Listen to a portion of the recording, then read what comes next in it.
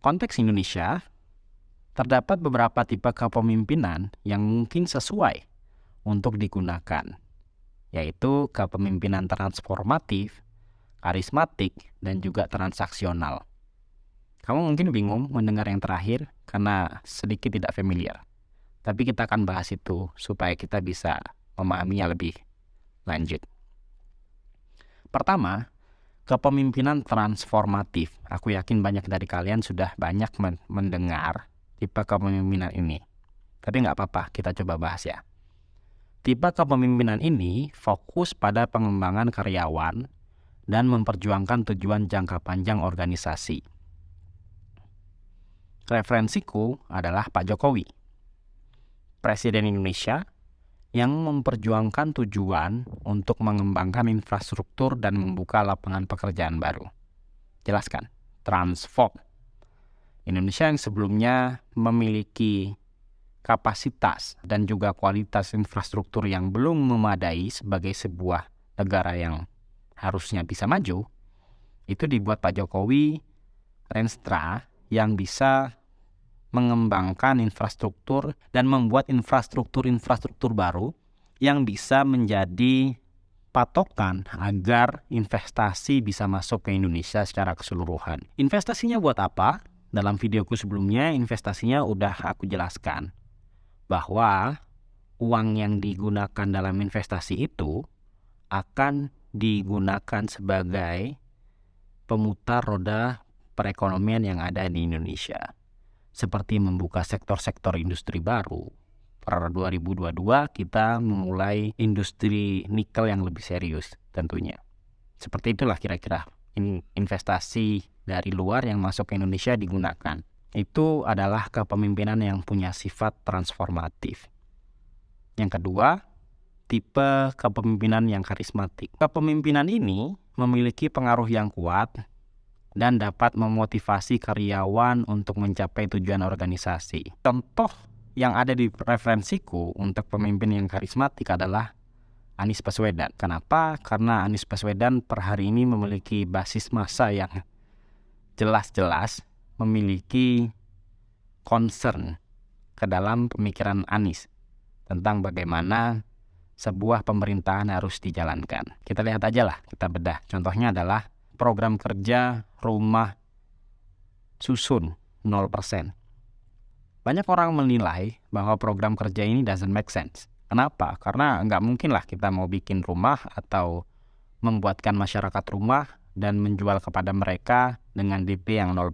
Tapi dengan keuletan Pak Anies ini adalah beberapa yang akhirnya menjadi kenyataan. Silahkan kalian nilai apakah itu berhasil atau tidak.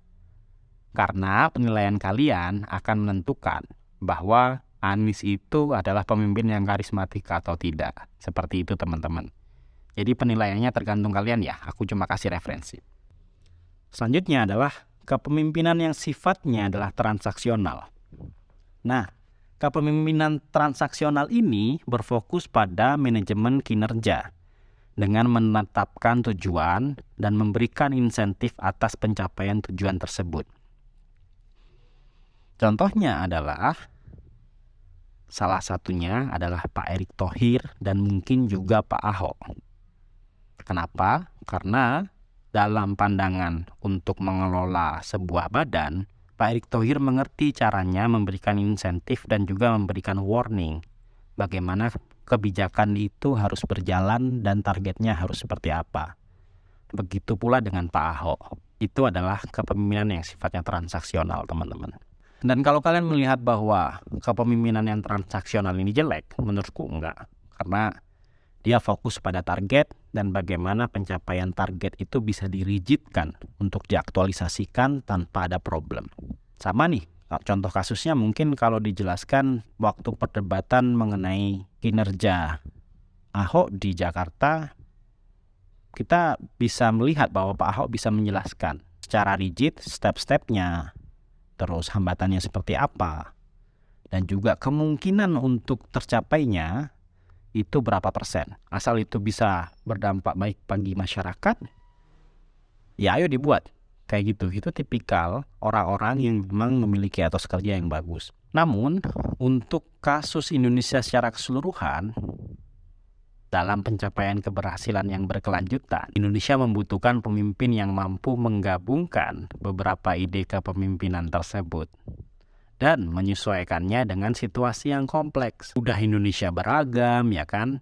Suku bangsanya banyak, terus ekonomiannya juga besar, pemerataannya juga masih belum bagus, wilayahnya sangat besar, penduduknya 300 juta.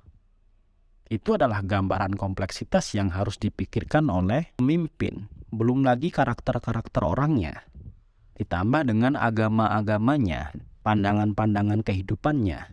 That's why menjadi pemimpin di Indonesia jauh lebih sulit daripada menjadi pemimpin di Amerika Serikat. Karena memang identitas di Indonesia sangat banyak, dan itu adalah kelebihan dari Indonesia sendiri. Dan yang terpenting, mari kita bersama-sama menciptakan pemimpin-pemimpin baru berkualitas untuk Indonesia di masa depan. Salah satunya mungkin Anda. Oke teman-teman, semoga bermanfaat. Jangan lupa untuk komen, like, dan subscribe. Semoga bermanfaat.